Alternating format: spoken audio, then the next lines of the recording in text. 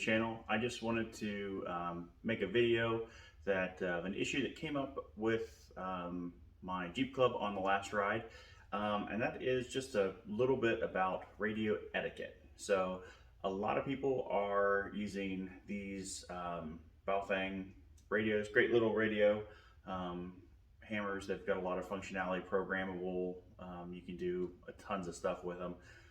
In fact, Baofeng, when I say they just came up with a new model that is FCC compliant.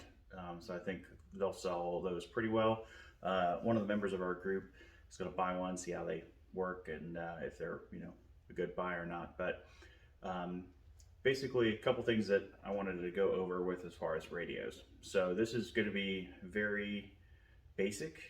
If you know how to use radios and have been around them, this video is not for you, because you should know everything. And I myself, I'm by no means an expert, but like I said, this is just a few things that I noticed on the ride that I just wanted to go over with, so that if you're unfamiliar, you're new to using radios, walkie-talkies, this will be a good thing for you. So first things first, you probably should learn about the actual radio that you're using.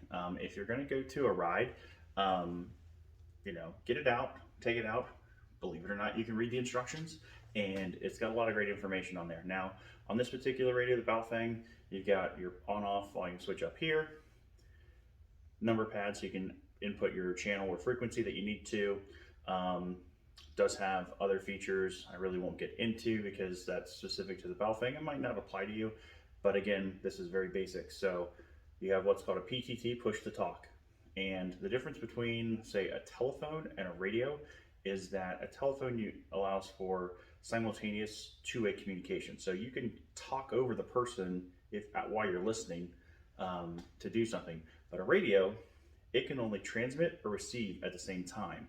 If you're transmitting, you're not going to be able to receive. So on the ride, what we're having is what's called a hot mic. And basically all that is where someone will key the radio. I don't have it turned on right now, so it's not doing anything. But while I'm pushing this button, you can't hear anything. And it basically blankets that entire radio frequency, so no one else can talk because you are transmitting.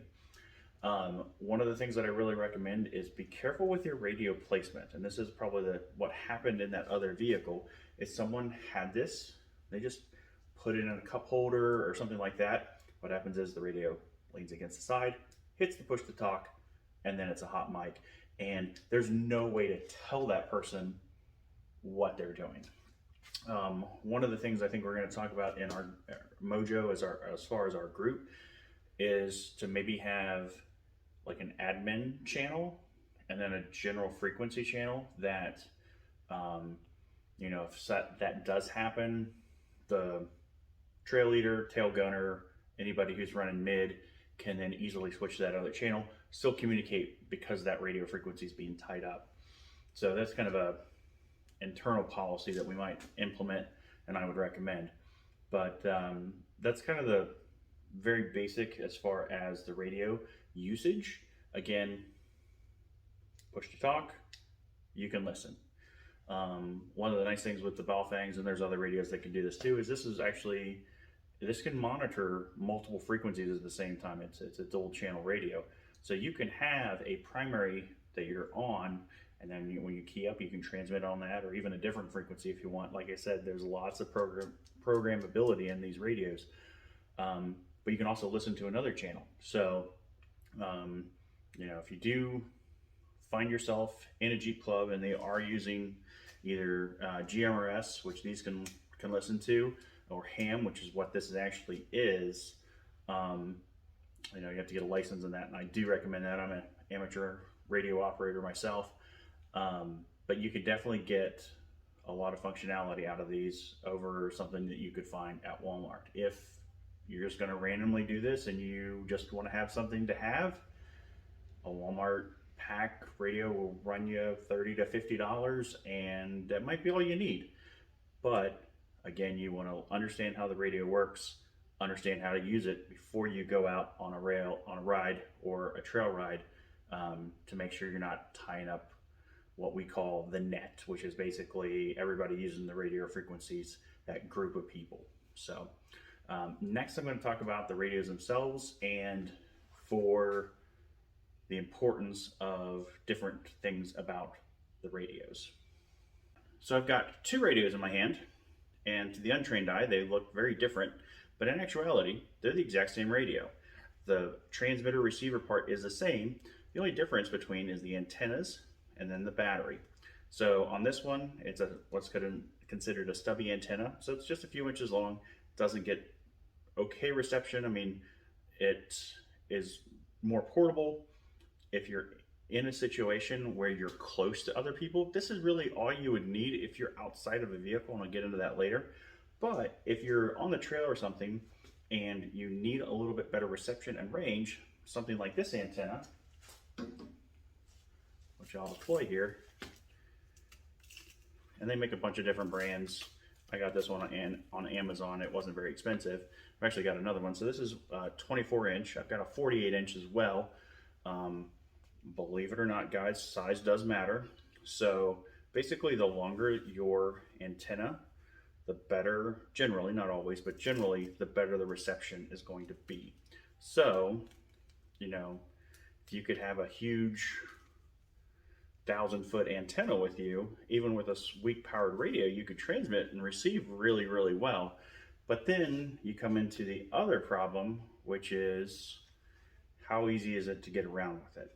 And that's kind of a balancing point. There's also frequencies. Certain frequencies need a certain length antenna. If you get longer than that, then it doesn't really help you. So there's some math in there, and that's a little bit more than what I want to get into for the sake of this video.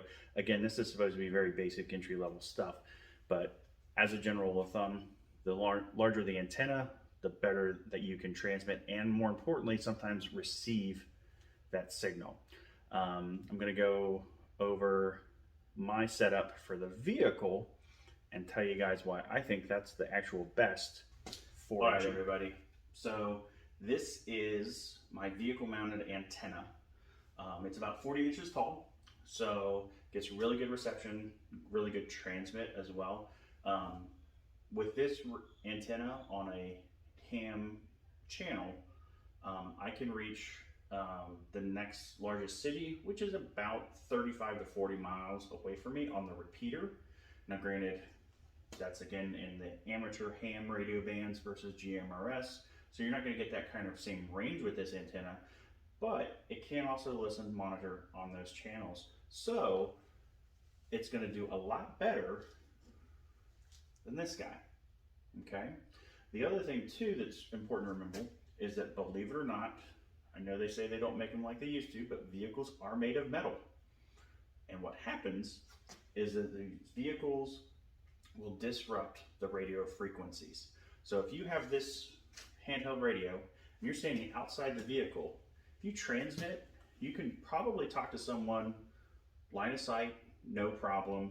They'll be able to hear you, you can hear them. As soon as you put it inside the vehicle though, the metal from it disrupts the radio frequency, so you won't be able to transmit as well, and you won't be able to receive. With the antenna being on the outside, cable going inside, that then allows you to be able to hear and receive. Perfect example of this, it would have been last winter. The Mojo Club, we went on a ride to see the Christmas lights. I was right behind the leader and had this guy hanging on my dash.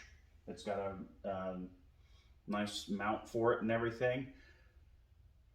I actually had, I think, the larger antenna too, and had a radio transmission come through, garbled. Could not understand a word of it.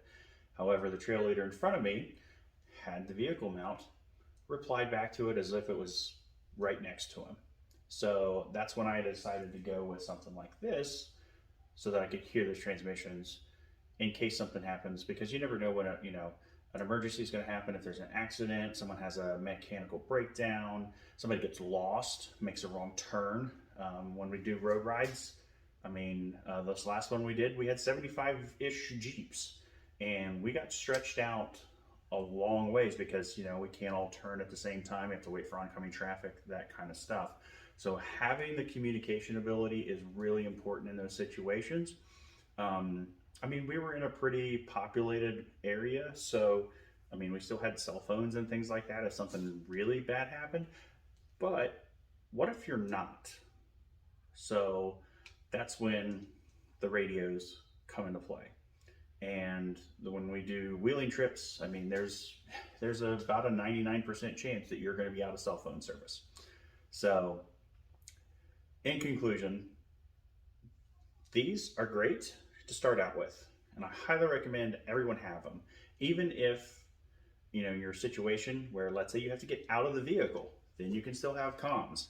Um, but realistically, if you want to have the best, you would need to mount your antenna on the outside. Also, from the research I've done, again, don't claim to be a guru or expert. This was just what from my research that I've done. Antennas on the front of the vehicle versus on the Jeeps, we have the tire carrier. They say that you typically don't want to place them there because you've got the metal of the tailgate, the tire. There's a lot of things that can interfere right there versus something like a roof, or not a roof. You could do a roof if you have a metal roof, or if you leave your hard top on, hood mount, or even bumper mount. That's kind of the best way to go. You want to have your antenna as high as possible. Again, with being a Jeeper, have to, pros and cons, everything, have to decide, do I want it as high as I can that it might hit trees, or do I want to have it somewhat protected?